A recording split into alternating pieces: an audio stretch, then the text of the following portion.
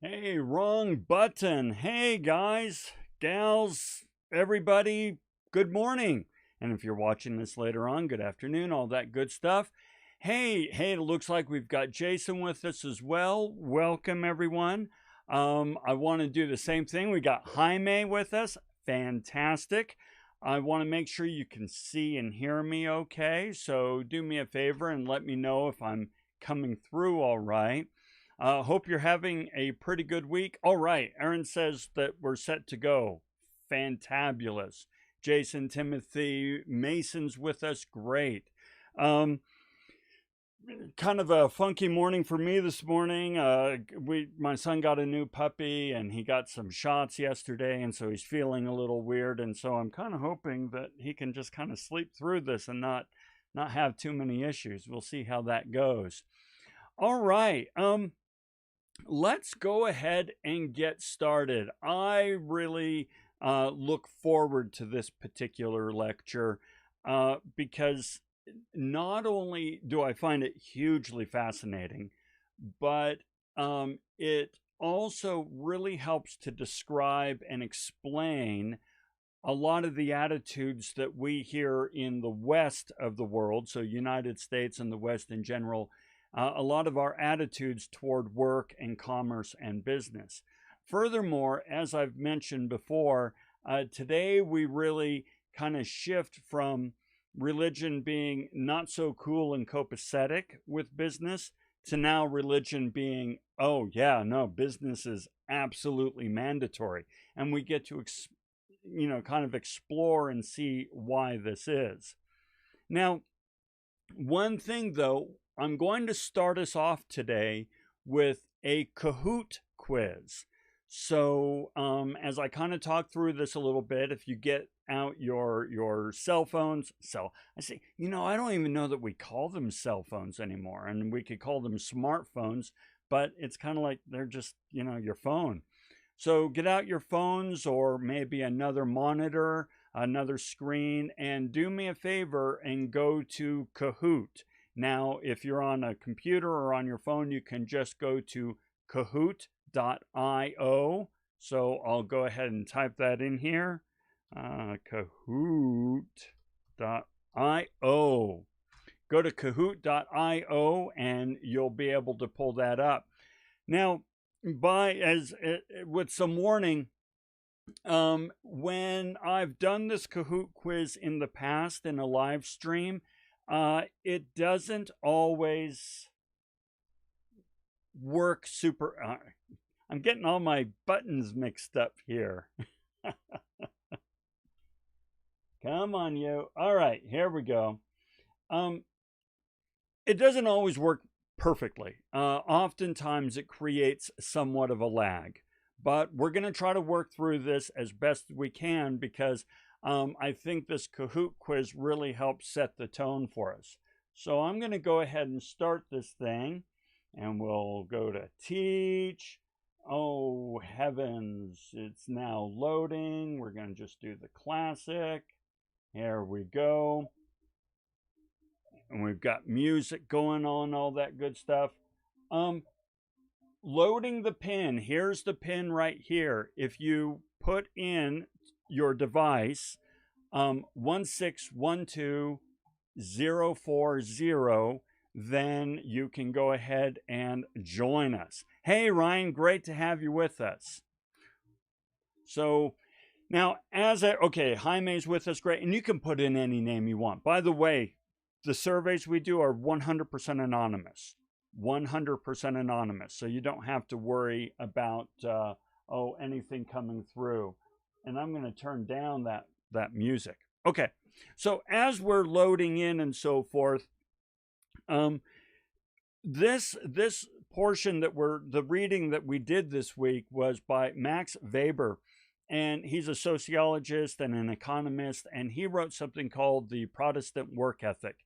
And what he's really done is help to explain how the Protestants, in particular the Calvinists, really redefined the role of business in day-to-day life and in their religious life, and redefine how religion influences business. And I maintain that the Protestant work ethic that we're talking about today is alive and well today. I mean, we really follow its tenets to an extreme degree even today. And so that's why I wanted to start out with this little quiz.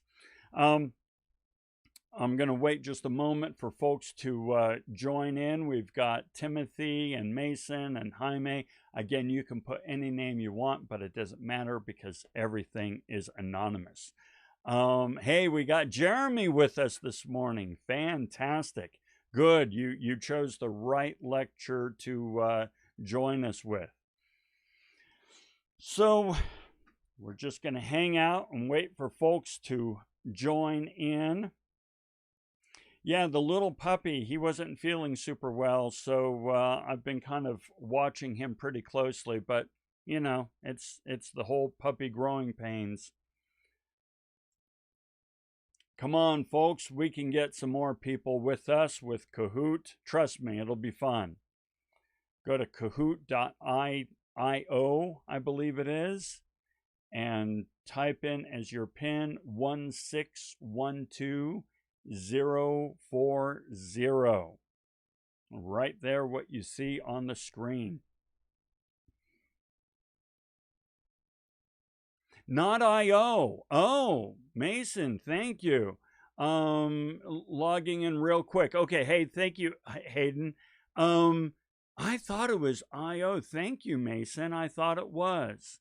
So maybe we'll have to figure out what that is. Mason, when you know what that is, do me a favor and put that in there.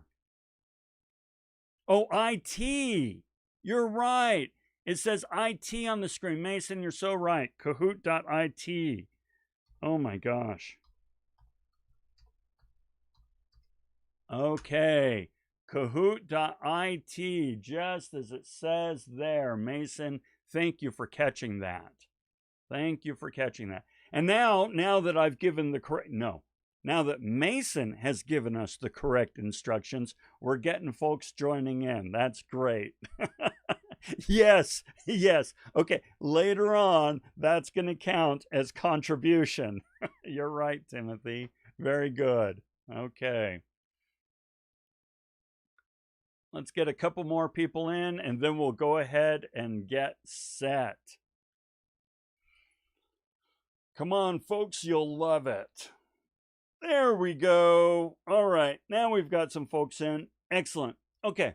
I'm going to go ahead and get started. So let's go ahead and start this.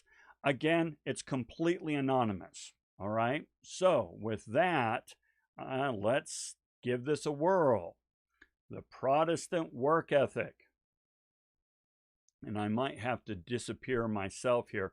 Should every able-bodied person be required to work in some way or another to earn their living?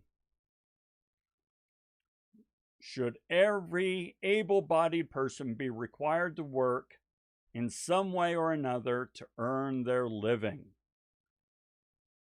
So we're getting some answers going. Great. By way as a reminder, there's often a lag with this since I'm running two systems, so I hope you'll be patient with me. Let's see. Oh, Ryan, you understand the puppy thing. Yeah, totally. Opposite side of the spectrum. We'll talk sometime. Okay, check this out, folks. Of the 4 folks who responded, and that's just fine, 100% said yes, every able-bodied person should be required to work in some way or another to earn a living. Okay, very good.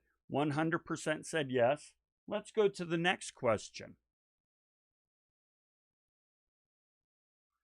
If you want to establish a successful career, how many hours a week should you work?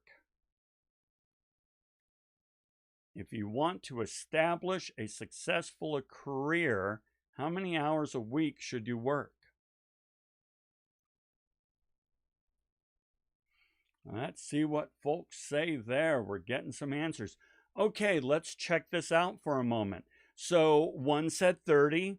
2 said 40, 2 said 50, nobody said 60. Okay, So what the majority is saying is 40 to 50. 40 to 50 hours a week is what you should work. One person said, to establish a successful career, I ought to be able to do that in 30 hours. Very good. Very good. So then let's go on to our next question. How many hours a day spent on TV, social media, and games do you consider acceptable? Not how many do you actually do, or how many you wish you could do. How many days spent on TV, social media, and games do you consider acceptable? Yeah, Mason, this is exactly what we're going to be talking about today. You're bang on right. Okay, so two of you, and I forget what the first one was. So I should have taken a note of what the answers were.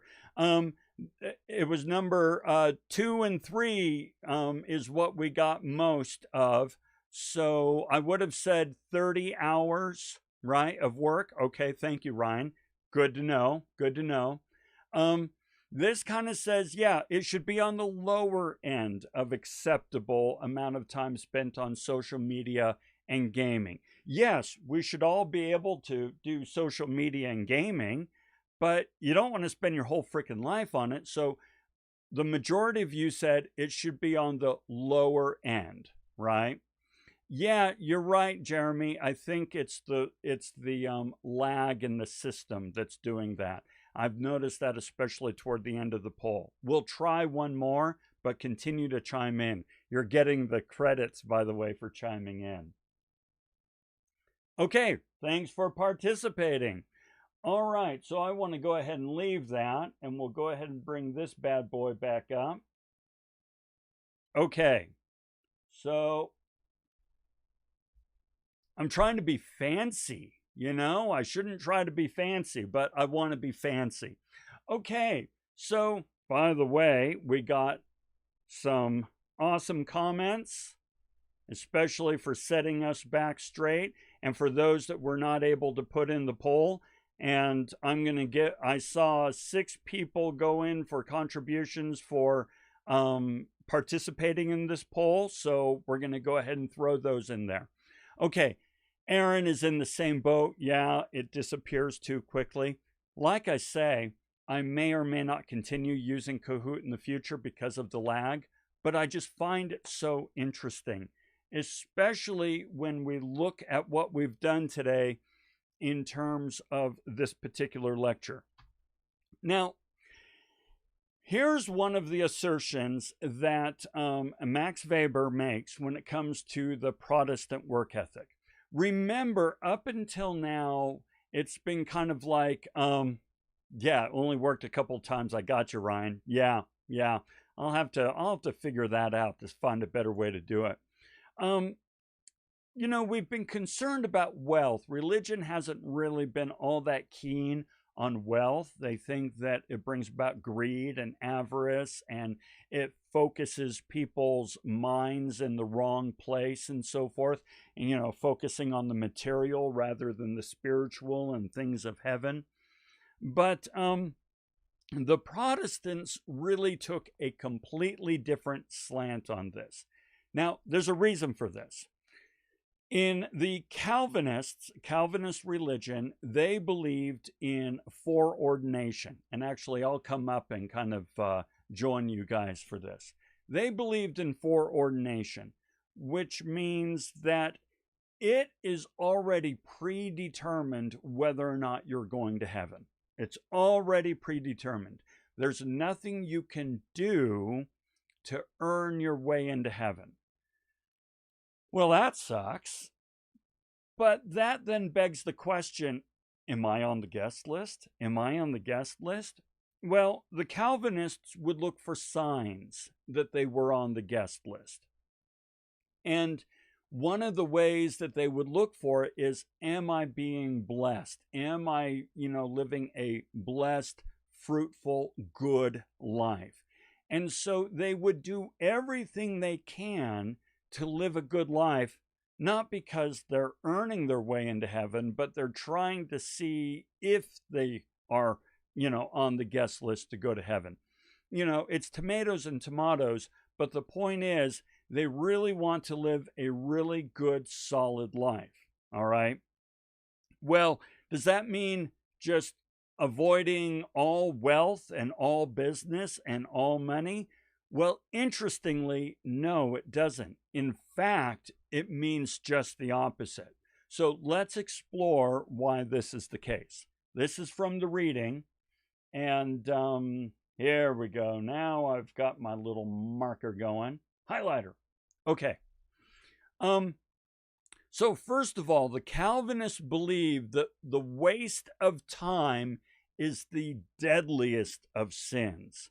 Wasting time is the worst sin possible, because if you've got a limited time on this earth to live a good life, then any time you waste and not be productive and fruitful is a sin. Okay? The span of human life is indefinitely short and precious to make one's own election, whether or not you're going to heaven, sure. Loss of time through sociability, idle talk, luxury, even more sleep than is necessary, 6 to 8 hours, is worthy of absolute moral condemnation. Now, you guys already kind of demonstrated this, and Mason pointed out these are typical American attitudes toward the questions I asked, right? Amen to that, pun intended. I like it. You know what? That's getting awesome comment. Okay, so I asked you how much time on TV, social media, and gaming is appropriate. And while I don't remember the numbers that I actually offered, I do remember you guys put on the lower scale. You put on the lower scale because those of you who have grown up in the United States or have grown up in Western Europe, you've been raised in a culture that says being idle is not good. Think about your grandparents when they would come to visit and they would see you sitting around on the couch and they'd be like, "What are you doing? Go off, do something productive. It's a beautiful day outside. Get off your butt." Or when you spent too much time on a game and your parents would come in and get apoplectic and they'd unplug the console and they would hide the wire and hide the controls. Been there, done that, got the t-shirt. That's because they've grown up, we've grown up in this environment that says wasting time and being idle is a sin. Okay? Okay, so yeah, they seem like a fun group. Oh yeah, they were absolute party animals. Okay, so that's the first part. Wasting time is a sin, being idle is a sin. All right, that's the first part. Okay. The Quaker Ethic also holds, Quaker, Calvinist, similar, holds that a man's life is his calling. It is to an exercise in ascetic virtue, a proof of his state of grace and his conscientiousness. Okay, what does this mean? It means if your place in heaven has already, unless you can monetize idle time, we'll come back to that, Mason, absolutely.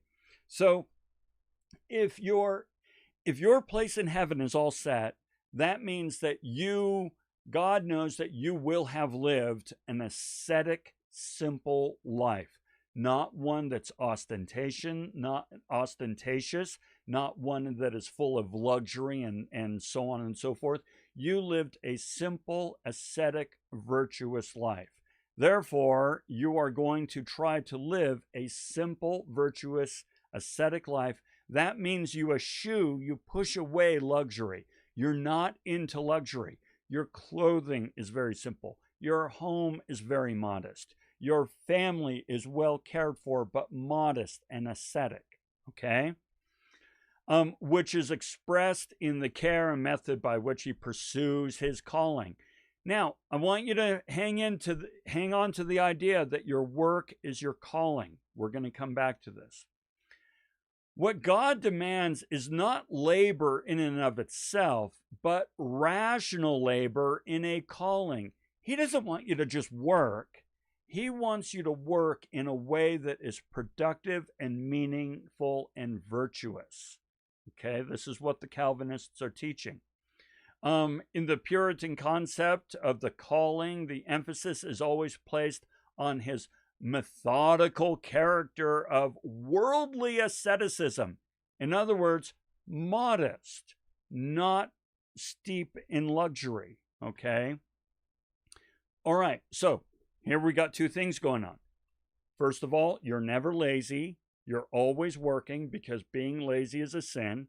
Second is you are modest and ascetic. You are not spending your money on luxuries and showing off and being ostentatious. Those are two things, right? All right, so then what's the third element that says that the accumulation of wealth is inevitable? Well, when the limitation, those are two things. When the limitation of consumption, meaning you don't spend the money you earn on luxuries, is combined with the release of acquisitive activity. In other words, you're expected to work your butt off, okay? So you're not spending on luxury and you're working your butt off. The inevitable practical result is obvious: accumulation of capital through ascetic compulsion to save. In other words, if all you're doing is working and you're not spending it, you're going to accumulate capital.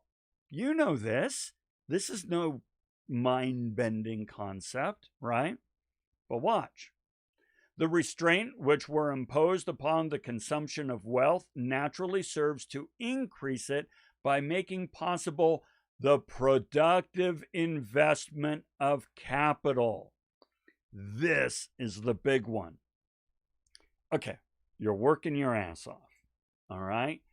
And you're not spending it on luxuries. Well, what are you going to spend it on? Well, remember, in our last lecture, we invented this idea of abstract capital.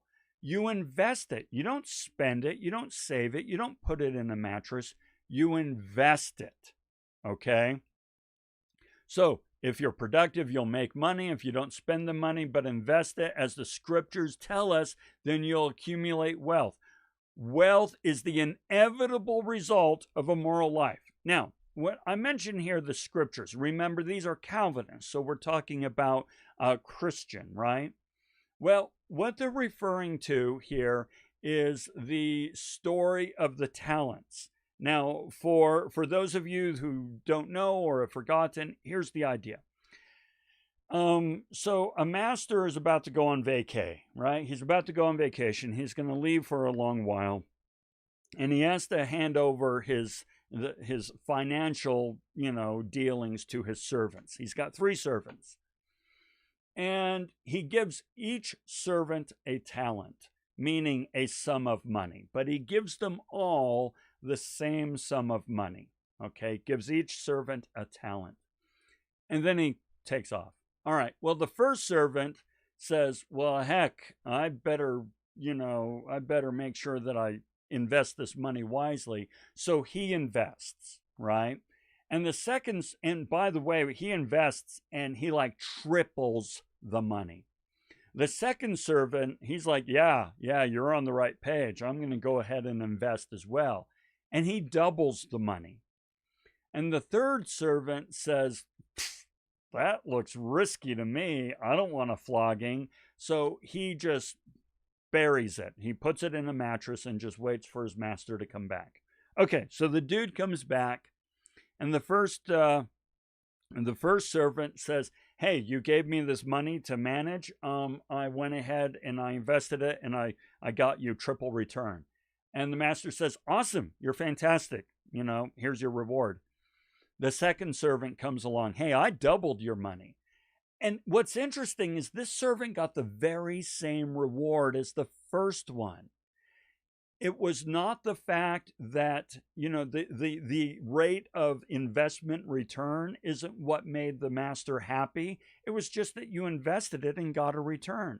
So he says, awesome, thank you, that's great, here's your reward. Goes to the third servant, and the third servant says, man, you kind of freaked me out. So I just kind of buried the money. here it is back.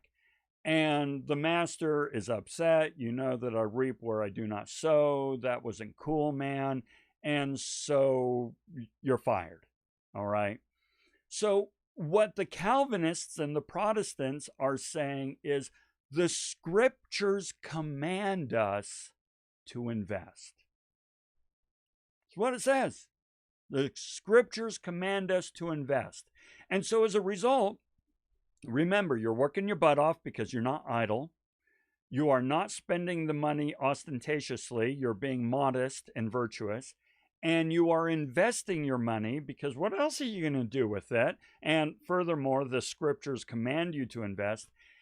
And it is inevitable that you're going to get wealthy. You're going to build wealth.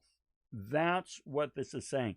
And you now see how we are taking religious principles such as do not be idle, do not be ostentatious, and instead be ascetic and virtuous and modest and invest. These are 3 religious principles, and the Calvinists are saying, I can live these religious principles, and lo and behold, I get wealthy. And that is the sign that you are favored. Okay? So, let's continue on. Now, of course, wealth is still kind of a tricky thing, right? So the Calvinists and these Protestants are very clear about acceptable and unacceptable ways to build wealth. So first of all, unacceptable, totally unacceptable. Wealth is just bad ethically only so far as it is a temptation to idleness and sinful enjoyment of life. And its acquisition is bad only when it is with the purpose of later living merrily and without care.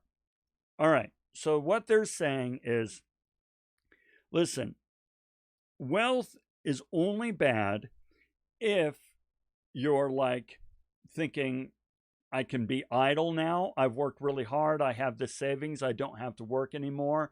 I can sinfully enjoy life and head off to Vegas and so forth. And I can live merrily without care because I've accumulated so much. It's saying, listen, wealth isn't the sin. What is sinful is the temptation to idleness and luxury and sloth. So, whereas, in the past, wealth was seen as kind of a sin in and of itself, they're saying, no. So long as you continue to work, you can build as much as you want, which takes us to the acceptable, in fact, required ways to accumulate wealth. But as a performance of duty in a calling, remember, we're going to come back to this idea of duty and calling. Morally permissible, but actually enjoined means not only is it morally okay, morally permissible for you to accumulate wealth, you're actually required to. It's a commandment. The parable of the servant who was rejected because he did not increase the talent which was entrusted to him says so directly. Okay? So this is a game changer, right? This is a major game changer and one that continues to drive us today. So the first question I asked you in that little survey was, should everybody be required to work to earn a living, able-bodied? And 100% of you said, hell yeah, that's because of the Protestant work ethic. And when I asked, how much time should you spend on these kind of frivolous things? You said, well, it should be allowed, but it should be minimal, right? How hard should you work to build a career? Now, interesting, some of you said 30. Ryan said 30. A couple other people said 30. That's very indicative of the generation where you want more of a work-life social balance, which, by the way, is totally cool. All right? Don't let my age fool you. I'm not saying that's not cool. A lot of you said 40 to 50, right? Because you know that, well, it takes hard work. Well, some of us want to work smarter rather than harder, but we're kind of hardwired to think, oh, well, it should take 40 to 50. Okay? All right. So I told you we'd keep coming back to this idea of labor as a calling. Let's explore that. So this is from the reading.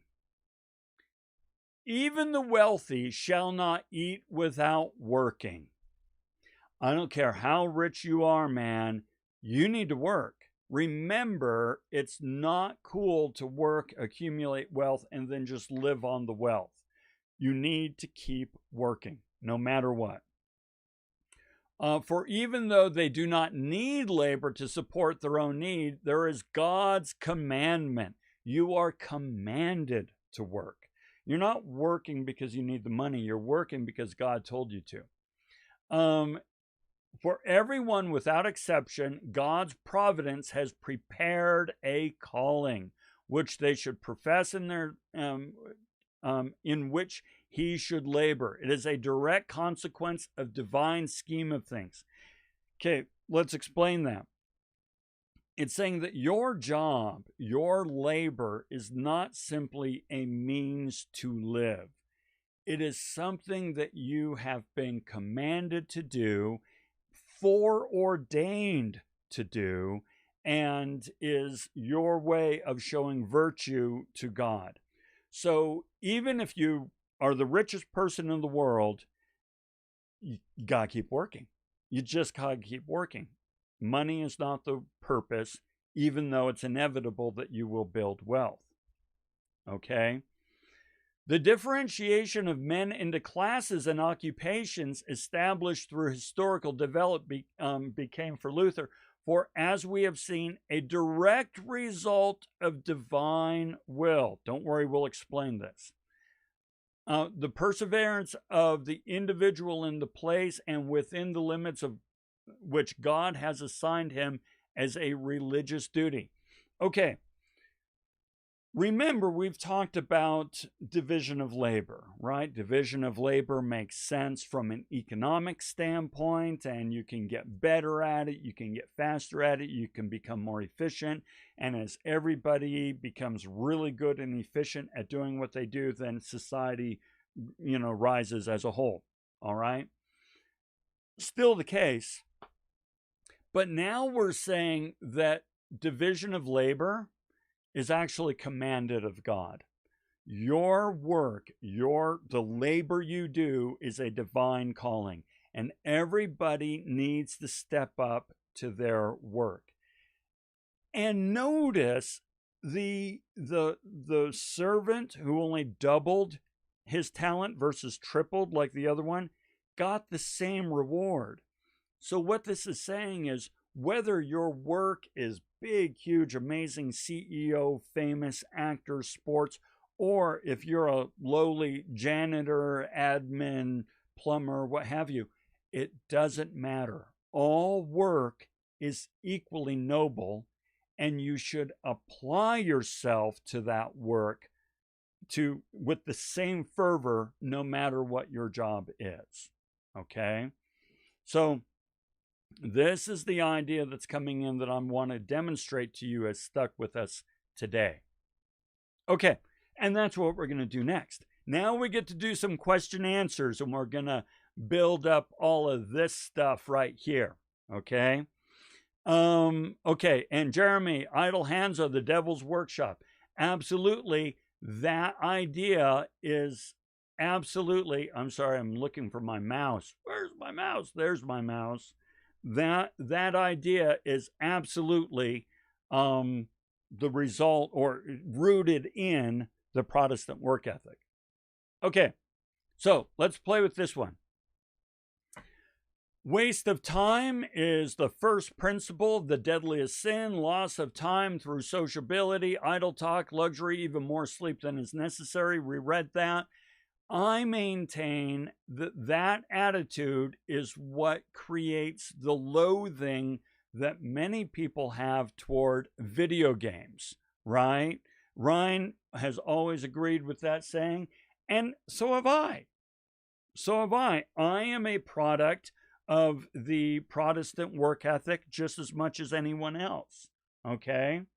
Um, Tell me when, have you guys, and, just do a raise a hand or say yep or no or whatever.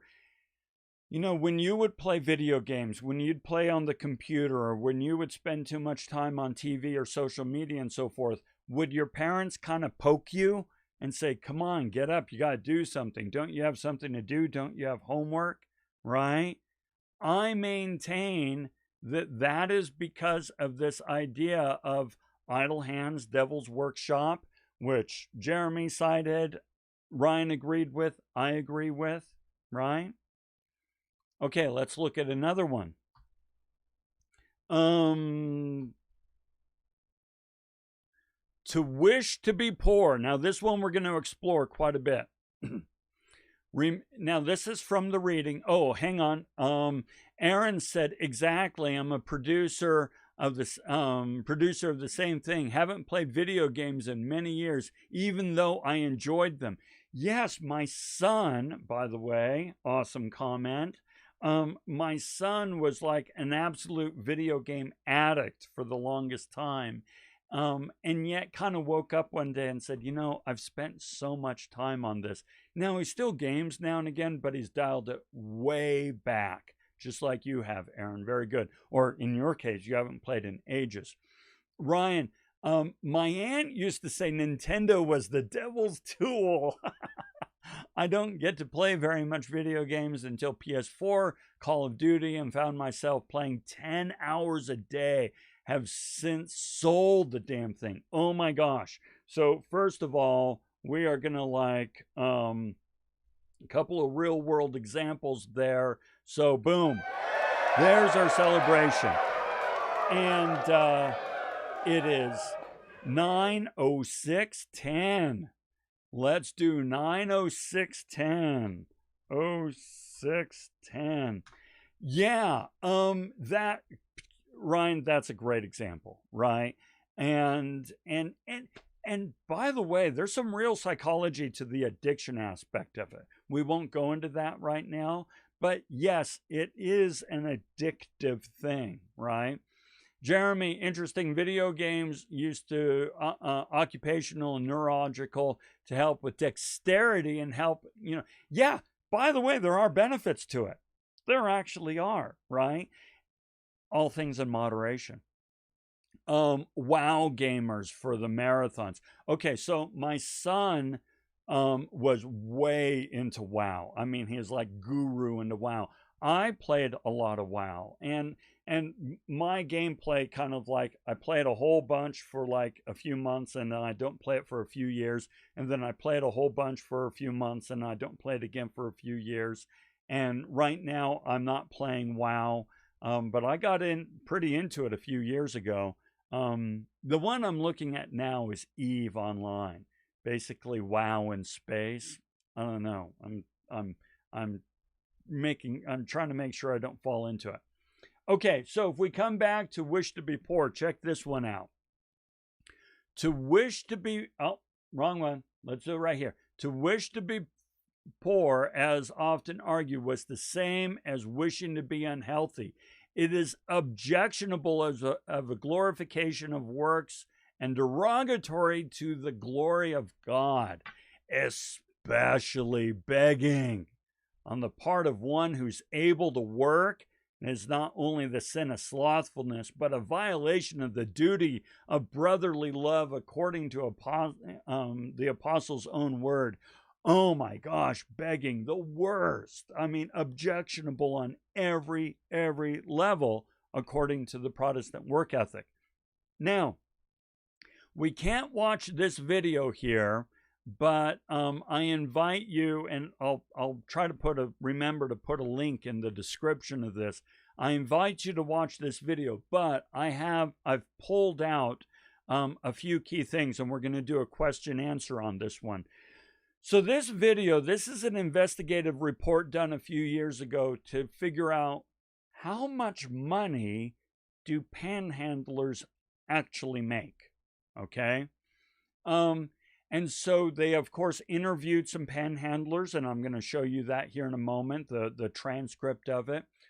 And then what they also actually did was some of the reporters dressed up as panhandlers and actually went out there and panhandled for 1 hour in different places using different techniques, different practices. One just stood on a corner, didn't do anything. Other greeted people. Others went to a busy intersection. All these different techniques they used. What they found is that panhandlers make some decent money, okay? Even the worst of them made better than minimum wage by far. The ones who really knew how to sell it and really knew how to work it and so forth and had the right technique down, and this is a reporter, made something like $20 to $30 an hour, okay? So it pays well. So with that, I want to ask you this, and this is here's our transcript from this particular video. The reporter, this dude, is interviewing this dude right there, okay? And this is their transcript. The interviewer, and by the way, Mike Adams makes about $700 a week working 2 to 3 hours a day. 2 to 3 hours a day, working, makes $700. So, somebody help with my math. Let's just kind of say that that's 15, 16 hours a week, right?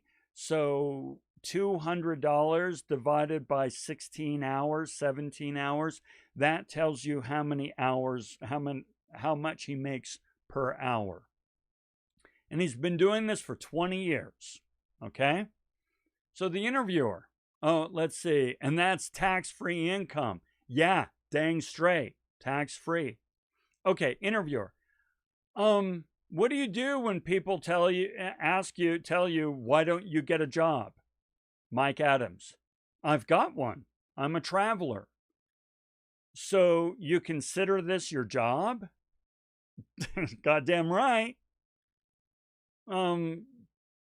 Do you want to do anything else? No way. Okay. So first of all, Mike Adams, who makes pretty good money, considers himself a traveler, and this is a job. Okay. All right. Next page. What do you say? Would you say you're a professional Oh, thank you. $33 an hour. Thank you, Aaron. Would you say that you're a professional panhandler? Mike Adams, working on it. You've got to improve? You've got to do more? Well, yeah, don't you improve at your job? Interviewer, yeah, I improve at my job. So in Mike Adams' mind, it's like, I don't even understand why we're having this conversation. You're a reporter and you constantly try to improve at your job. I'm a professional panhandler and I'm constantly trying to improve at my job. They're jobs. It's the same as anything, right? Not anymore. You have to have a license to panhandle. So the very fact that you have to have a license, let me ask you this. Can panhandling be considered work? If yes, tell me why you consider it work.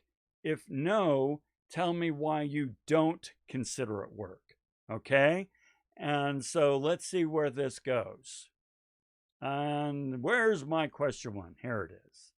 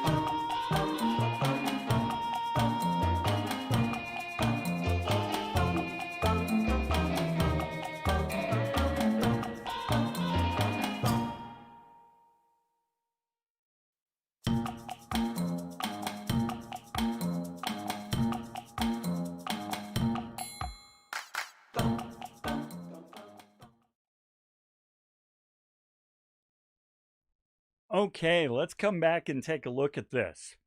Um, hey, by the way, when I go to the ask a question slide as I did there, do you guys hear the music? I assume you hear the music, and I hope that's coming through correctly, but I'm just curious if that's happening. Okay, let's take a look at these answers because you've got some great ones. And let me come in and I'll join you here for this discussion. Okay, so Timothy says, yes, I think there's some effort to be made, income that they're getting, regardless of, what they're doing to get it and so forth. Yeah. So here's the thing. Physically, it's actually really hard work. Trust me, it's hard work. I'll explain in a moment why I know it's hard work. But let me just give you one example. For a while, when I was your age, when I was in college, I worked as a security guard in a museum, and for 12 hours a day I just had to stand in one place, and it was one of the most physically demanding jobs I have ever had. You would be shocked and amazed at how difficult it is to just stand around for a few hours. It just about killed me. Okay, so Aaron says one could consider panhandling work because the service they provide is making donors feel good about themselves, about giving the money and so forth. So let's talk about that. A lot of people might say it is not work because they're not providing value. They're not providing service. And I maintain that I can prove to you that they're providing a valuable service because this is a free market economy. You are not required to give the panhandler money. You're required to give the government money when you pay taxes. You're required to give all kinds of people, but you're not required to give a panhandler money. And yet they make $30 an hour, right? Well, then why do people give money? Well, they're providing all kinds of services. Some people just want to feel good, right? I often give a panhandler money for me, just so you know what service they provide for me. The idea that okay, I'm a troublemaker. All right, I'm a troublemaker.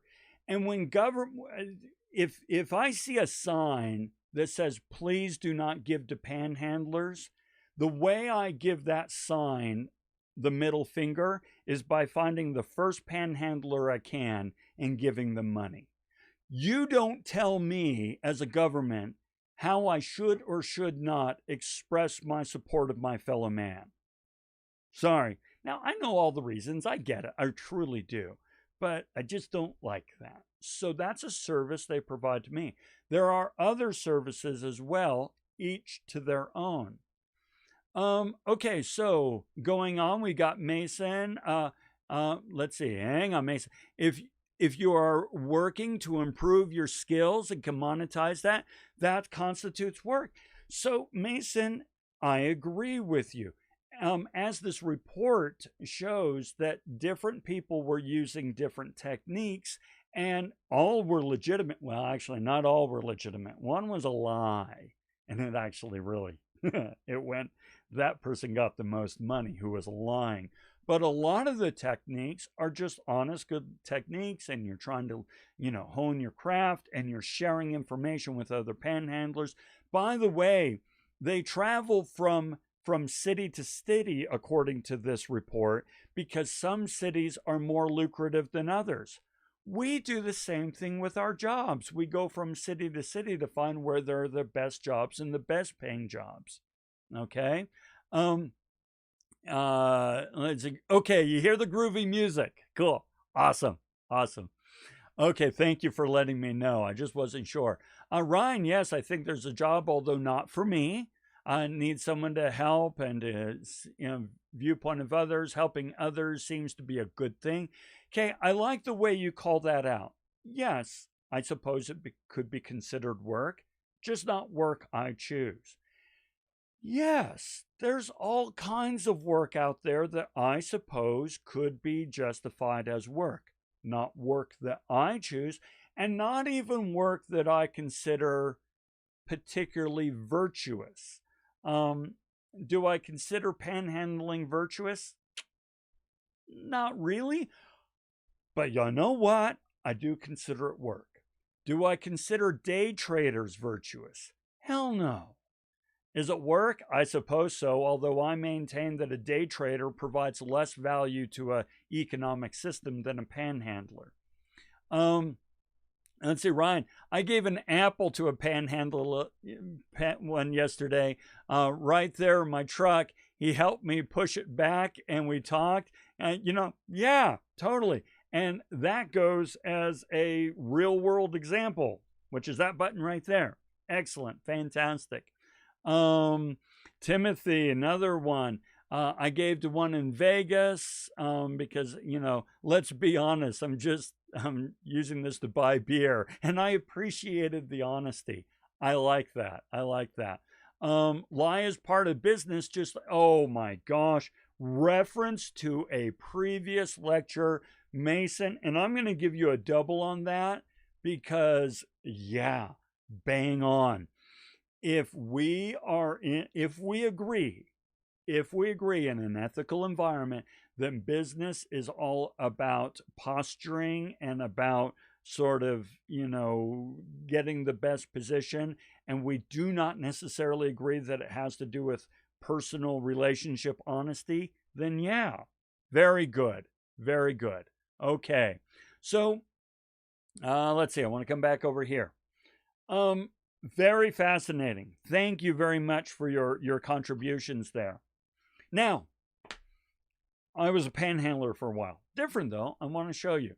When I was 16, I hitchhiked and juggled my way through Europe with my best friend. We juggled on the streets for food. We didn't do well. We starved. Over there, it's called busking, and it's illegal. All right. And we got rousted a few times. Here it's performing panhandling. So yeah, for, I guess about 5 weeks, we hitchhiked all around Europe and juggled for food, got pushed along by the police every once in a while and so on. But here we are right here. Here's my friend. Here I am. Here's all of our juggling equipment. When I tell this story, it seems rather romantic, doesn't it? I mean, a 16-year-old hitchhiking through Europe, juggling and so forth. I mean, you can't make that crap up. And yet, that's panhandling. All right? So, yeah, and it was fun. It was also really, really, really hard. Oh my gosh, we had some bad experiences, but sometimes the bad experiences are what give us the best memories, right? Okay. Let's see. A place and within the limits God has assigned to him. Now, here's another way that I believe that this sort of philosophy continues on. Remember, God has assigned to you a calling, and it's by divine will that you adhere to this calling. Well, I want to pull up this reading from Dallin H. Oaks. He's one of the church leaders at the Church of Jesus Christ of Latter-day Saints. I want to go on the record. I'm a fan. I really admire Dallin H. Oaks, and I've met him on several occasions for a variety of functions. So this is not a diss against the man. This is me demonstrating to you that I feel that the idea that you should know your place continues on. So let me read to you this from Give Thanks in All Things, and you can look up this talk if you like. Timothy, I'll come back to why I did it. So, like the pioneers, we should thank God for our adversities and pray for guidance in meeting them. Through the attitudes, through our faith and obedience, we will realize the promises God has given us. It's all part of the plan. I love the musical and motion picture Fiddler on the Roof. There's a wonderful Jewish father sings, "If I Were a Rich Man." And in the music, he says, "Lord, who made the lion and the lamb, you decreed I should be what I am. Would it spoil some vast eternal plan if I were a wealthy man?" Well, here's what Dallin H. Oaks says. Yes, Tevye, it might. Give thanks for what you are and for the circumstances God has given us for our personal journey through mortality. I believe that the Protestant work ethic is alive and well in that attitude, which is, you know what? Your destiny is kind of almost foreordained to. Now, I want to be clear. Church of Jesus Christ of Latter-day Saints doctrine does not believe in foreordination per se, but in this case, we are kind of saying, hey, there's a path and a calling that God has for you, and maybe you're not going to achieve what you want to achieve because that's not what God has in store. You should just stick to the calling to which you have been assigned. Okay, so there's that attitude kind of creeping in, if you will. I'm going to end with this quote from Herman Melville, and he's the author of Moby Dick, and this is from Moby Dick. Toil is man's allotment, toil of brain or toil of hands, or a grief that's more than either, the grief and sin of idleness. You gotta work. You gotta work. And everyone, there we go. Fantastic job. Very good. Check all that out. Always, you guys are fantastic contributors. And Timothy, to your point, why did I do it? Why not? I'm 16 years old. I'm blessed with negligent parents who don't know or necessarily care where I am. So why not hitchhike around Europe and juggle? You know, it's either that or play video games, and they didn't have video games back then. So just think about all the fun you could have had hitchhiking around Europe and Asia were it not for World of Warcraft and Nintendo, right? No, that's not true at all. So everyone, thank you very much. I appreciate it as always. And as always, I'm going to stick around in the comments in case you have any questions or want to follow up with anything. Got to add. Yes, you're right. Add it in. You guys have a fantastic rest of the week and an even better weekend. And we'll hook up again on Tuesday. All right. Have a good one.